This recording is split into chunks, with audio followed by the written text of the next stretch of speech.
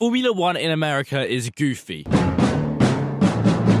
Like mega goofy. I have no rap today, I'm sorry. I don't know what it is about Formula One going stateside, but every time we go there, everyone's common sense gets thrown out the window.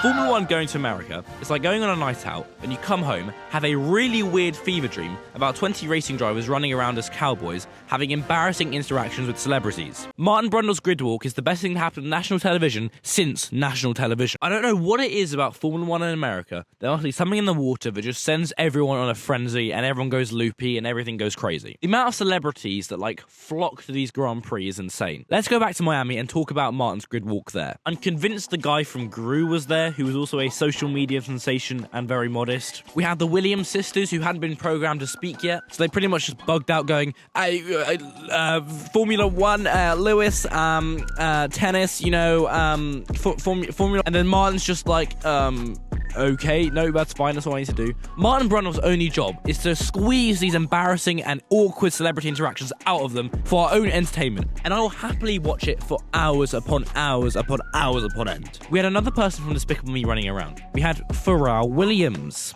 You know, he also had a lot to say this weekend. You know, he loves Ferrari, but Lewis is his brother, but he's with Richard Mille, you know. And he loves Ferrari. Lewis is his brother, but also, you know, he's with Richard Mille. I'm trying to mention that. But then also, he's with Richard Mille, but he's with Lewis as well, and Richard Mille is his brother. Here with my brother, Richard Mille. I'm not sure how that works, right? He said Richard Mille is his brother. First of all, is it Richard Mille, Richard Millie, Richard Mille?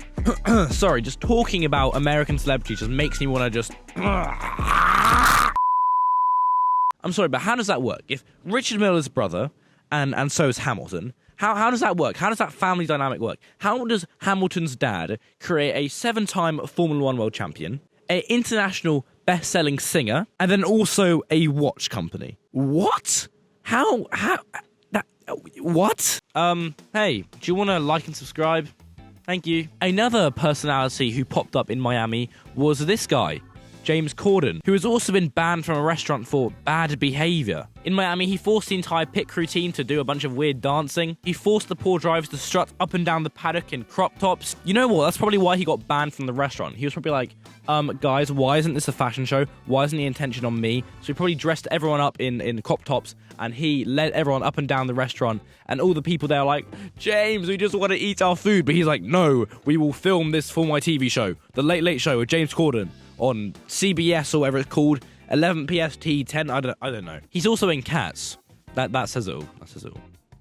Also, why is F1 going to America more and more now? It started off with Austin, which is, okay, it's understandable. It's a bit weird, but like, there's only cowboys and a few hillbillies there. And then we moved to Miami. Miami's a bit more, you know, Miami Vice, parties, beach parties, you know, pina colada, all that sort of stuff. You know, I'm okay with it, except for the fact that it's at the Hard Rock Stadium, and then they made the whole thing basically an NFL ripoff. Why did the drivers come onto the podium in those silly little helmets? Where was the need? I know it's all like, oh yeah, America, but why? And they got like a police escort around the stadium when they finished the race. It's just so over the top.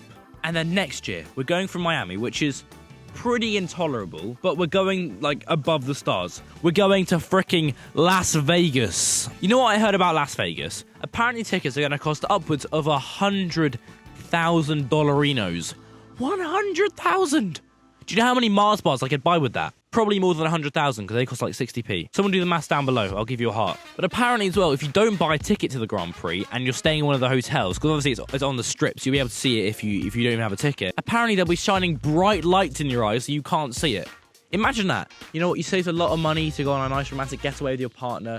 You know, you're staying in Caesar's Palace or the Bellagio or Treasure Island, or I can't think of any other ones. And you're like, I want to look at the strip in all its glory at nighttime. You open the curtains and and they literally just burn.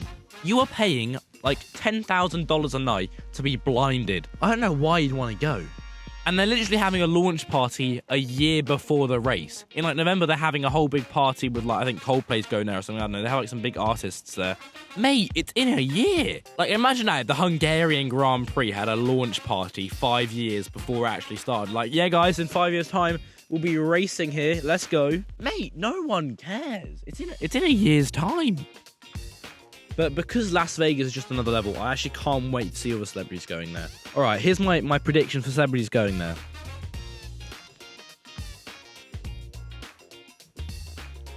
We're going to see the Gru guy again. will.i.am, he's always around.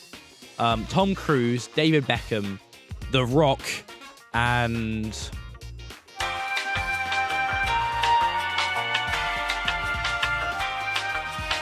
King Charles III. That's what I'm saying. The king's going to come all the way to America.